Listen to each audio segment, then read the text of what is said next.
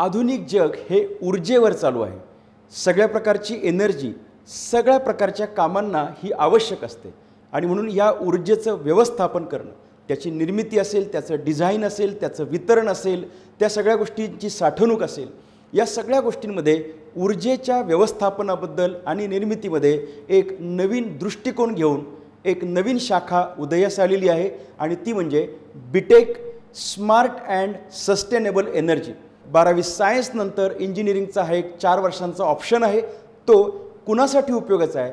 ज्यांना ऊर्जा किंवा एनर्जी या विषयामध्ये विशेष रस आहे, नवनवीन गोष्टींच्या माध्यमातून यात काही योगदान ते देऊ इच्छितात आणि या माध्यमातून इथून पुढच्या जगाची काळजी घेण्यासाठी ते तयार आहेत शास्त्राचा आणि तंत्रज्ञानाचा वापर करून। या अभ्यासक्रमामध्ये आपल्याला रिन्युएबल एनर्जी सोर्सेसबद्दल सुद्धा खूप चांगल्या पद्धतीने शिकता येणार आहे, ज्याच्यामध्ये सोलर एनर्जी आहे, टायडल एनर्जी आहे, विंड एनर्जी आहे, बायोमास एनर्जी आहे आणि या माध्यमांमधून आपण इथून पुढच्या काळात नवनिर्मिती कसे करू शकतो याचं ज्ञान मिळणार आहे। ऊर्जा वितरणामध्ये महत्त्वाच्या गोष्टी आहेत ज्यामध्ये स्मार्ट ग्रीड सिस्टीम ही सुद्धा आपल्याला शिकायला मिळणार आहे।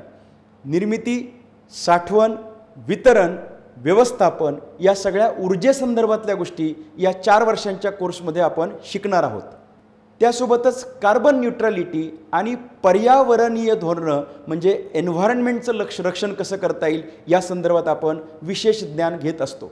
या शिक्षणानंतर आपण एनर्जी इंजिनियर किंवा सस्टेनेबिलिटी मॅनेजर या पदांवर काम करू शकतो। अशा प्रकारच्या एनर्जी क्रिएशन सेंटर्सवरती आपण प्रमुख व्यवस्थापक म्हणून देखील काम करू शकतो, त्यातले संशोधक म्हणून आपण काम करू शकतो।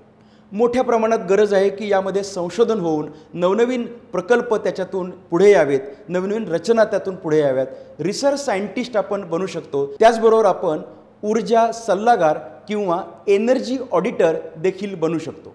सध्याच्या काळामध्ये भारताची परिस्थिती पाहता, एकूणच पॉप्युलेशन आणि उपलब्ध एनर्जी सोर्सेस पाहता आपल्याला चांगल्या क्रिएटिव्ह संशोधनात्मक दृष्टिकोन असलेल्या स्मार्ट आणि सस्टेनेबल एनर्जी क्षेत्रात काम करू असणाऱ्या लोकांची गरज आहे आणि यासाठी BTech smart and sustainability engineering यामधलं शिक्षण हे आपल्यासाठी जास्त उपयुक्त ठरू शकतं, शासकीय संधींमध्ये देखील आणि स्वतंत्रपणे कन्सल्टिंग स्वरूपातल्या भूमिकांमध्ये देखील।